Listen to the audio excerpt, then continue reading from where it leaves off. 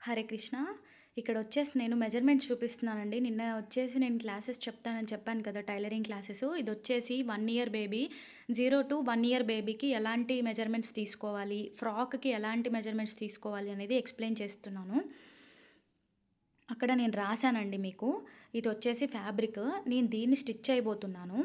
మనం జనరల్‌గా ఏంటంటే న్యూ బోర్న్ బేబీ దగ్గర నుంచి 1 ఇయర్ బేబీ వరకి కొన్ని కొన్ని చేంజెస్‌తోని మనము ఫ్రాక్ స్టిచ్ చేయొచ్చు.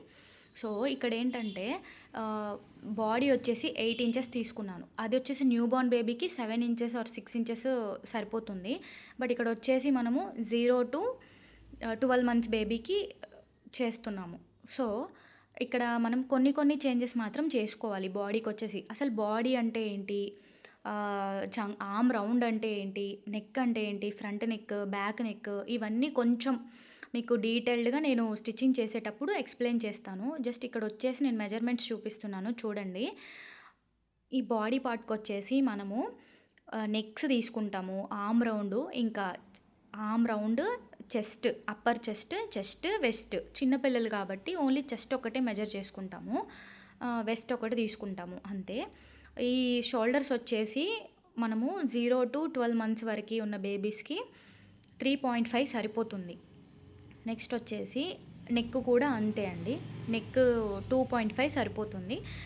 లేదు అంటే కొంచెం బేబీ గ్రోత్‌ని బట్టి 3 ఇంచెస్ కూడా తీసుకోవచ్చు front are back. Back side ఎలాగో ఓపెన్ ఉంటుంది కాబట్టి సో, మనకి సెట్ అయిపోతుంది. నెక్ అనేది సరిపోతుంది. జిప్ వేస్తాం కాబట్టి బ్యాక్ సైడు సో, సెట్ అయిపోతుంది. ఇక్కడ నేను లైన్ చూపిస్తున్నాను కదా! ఇదొచ్చేసి chest line.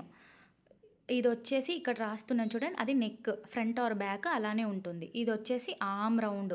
Arm arm length or arm round also. ఇక్కడొచ్చేసి ఈ లైన్ వచ్చేసి చెస్ట్ లైన్. ఇదొచ్చేసి వెస్ట్ లైను. నేను డీటెయిల్‌గా చూపిస్తున్నానండి. మీకేదైనా డౌట్ ఉంటే నాకు కామెంట్ చేయండి. నేను మళ్ళీ ఎక్స్‌ప్లెయిన్ చేస్తాను మీకు. సో, ఫస్ట్ అసలు బేసిక్స్ నుంచి నేను చెప్పదలుచుకున్నానండి. ఒకటేసారి బ్లౌజ్ అంటే కన్‌ఫ్యూజ్ అయిపోతారు. బాడీ అంటే ఏంటి? అసలు చెస్ట్ లైన్ అంటే ఎట్లా ఉంటది? వెస్ట్ లైన్ ఎలా ఉంటది? నెక్ లైన్ ఎలా ఉంటది? ఆర్మ్ రౌండ్ ఎలా ఉంటది? ఇవన్నీ చెప్తాను. సో, ఇక్కడొచ్చేసి నేను మీకు చూపిస్తున్నాను చూడండి. ఇలా ఇది స్క్రీన్‌షాట్ తీసుకోండి మీకు అర్థం అవ్వకపోతే బేసిక్స్ నుంచి చెప్తున్నాను. ఈ frock cutting and stitching full video వచ్చేసి నా ఛానల్‌లో పోస్ట్ చేస్తాను. సో, ప్లీజ్ సబ్స్క్రైబ్ చేసుకొని నా ఛానల్‌ని ఫాలో చేయండి. మీకేమైనా డౌట్స్ ఉంటే నన్ను కామెంట్ చేసి అడగండి. సో, నేను ఎక్స్‌ప్లెయిన్ చేస్తాను మీకు. Thanks for watching.